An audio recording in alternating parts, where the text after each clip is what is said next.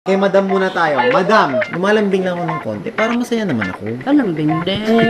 Ma'am, ang laki na ng nalambing nyo. Mas malaki pa yung nalambing nyo kaysa sa asawa ko. Ewan ko ba't ganito na ako magsalita.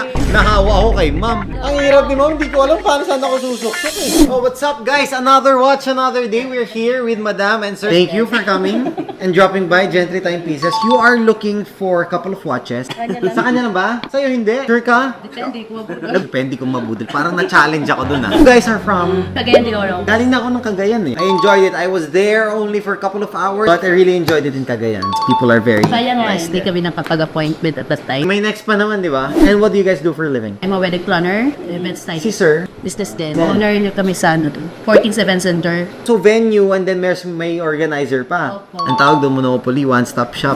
Anyway, sige. Is there any occasion where you guys are getting Rolexes? Ito lang pinunta namin. Nilipad nyo all the way? Ang mahal ng ticket na, 12,000 each sa amin. Mukhang babawin sa akin to, tingin ko. So, you narrowed down your choices into these three watches. This one is a GMT. Reference to is 16710. This is the red arrow. Ito yung bago siya magkaroon ng green arrow. This is the pre-ceramic. We call it kasi aluminum pa to. Hindi pa to ceramic. Honestly, for me, personally, I like these GMTs. I like actually anything pre-ceramic kasi magaan. This naman is another pre-ceramic model, but this is a Submariner. This has no complication. So, ito, meron lang siya, date lang. This one is reference 16613. So, this is actually around early 90s. Next is something quite big. This is a 44mm. So this is a James Cameron and this is a reference 126660. This is a 2019 model, quite new. 44mm nga lang to. Medyo mabigat siya. If you wanna try, para alam natin kung ano talaga yung sakto't bagay sa'yo. What do you think? Kinubahan ako. Ang ganang. Actually, big guys really wear yung mga sea dwellers natin. Kung makikita mo yung pagka-bluish niya, pa-deep siya ng pa-deep. Maraming ganyan sa mga online pero iba sa Gentry. We're actually not the cheapest in the market, but we give you yung peace of mind at saka yung security na gusto niyo. So dito, at least, 100% sure. And if worst case scenario may mali, we're always here. That's why we give 1-year warranty. Aside from sa warranty pa ni Rolex. Surprise ko sana sa kanya. Kaso lang, hindi ko alam kung anong gusto niya. Ang dami kasi niyang skin. Mahirap, yes. Mahirap mag-surprise, madam. Kasi mamaya, kala mo, magagandahan, iba pala gusto. Ano? Perfect na yung size? Okay na. O mamaya na price, boss. Diyan muna yan. Kay madam muna tayo. Madam, looking at what you wear, marami kang yellow gold. If I were to suggest, I would suggest one of these. I know, medyo pricey siya. Pero, this one is a very rare. Why? Factory diamonds siya. Hindi siya custom diamonds. We call it the flake dial. Para siyang meteorite dial. Now, tignan mo naman kung gano'ng kaganda. Yung flakes niya sa loob is napakaganda niya. Baka Mother's Day lang, di ba? Oh, di ba, boss? Nagpaparamdam, nagpaparinig. Pero isa lang hinahangad niya Rolex. This is really different. This is very hard to find. And I could challenge anyone if merong ganito sa Pinas other than us. Kasi nadya ko na lang tanggalin yung relo ko. Oh, yeah. So, one James Cameron, one Datejust. Sa James Cameron natin, 755. What do you think? 740. Grabe naman, sir. Huwag naman ganun. 750 gawin na natin. Sa akin, magkano last? Mas mahal ng konti yung sayo. 750, 775. Sige. 1.5 yun eh. Daming gowns na yun.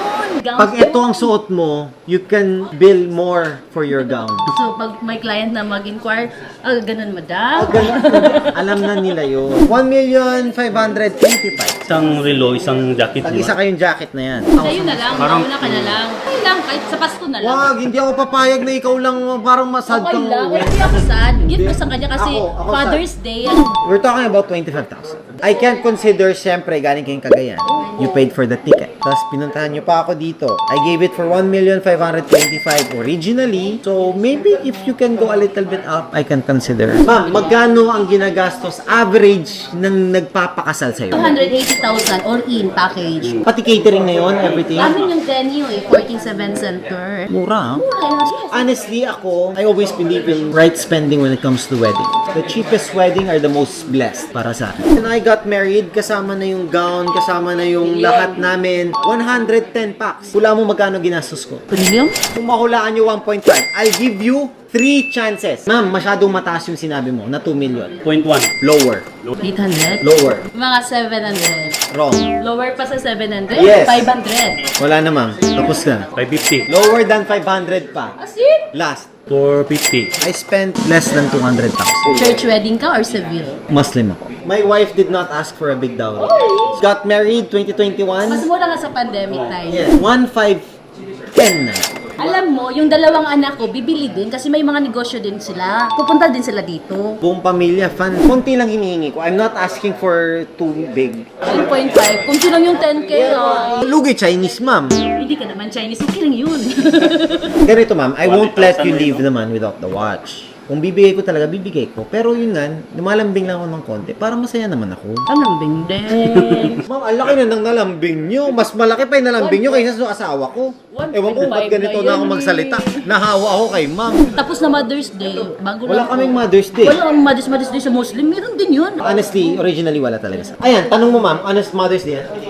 Wala. Not even greeting. Ate, sa akin. Ang hirap ni ma'am, hindi ko alam paano saan ako susuksok eh. Kung may Ma'am. question and answer ka, perfecto. Sige, magcha-challenge ulit ako. Kasal mo? Hindi, anong size boss nito? Ito? Oo. 43. Deep sea sea dweller yan. 43. Mali. Isa pa. 42? That's deep sea sea 44. dweller. Ba? 44? Tama, tama. 44. So 1.5 na. Dandil. Dandil na? Parang ayoko bitawan yung kamay ni sir. Thank you so much. Ma'am, sir, maraming salamat. Yung hoodie. 2 hoodies. Legit yan. Hindi yan yung binibenta sa marketplace, ma'am ha. May nagbebenta sa marketplace ng peke. Ingat po ha. Thank you so much. Marami lang mga so. Lahat may dalang supot.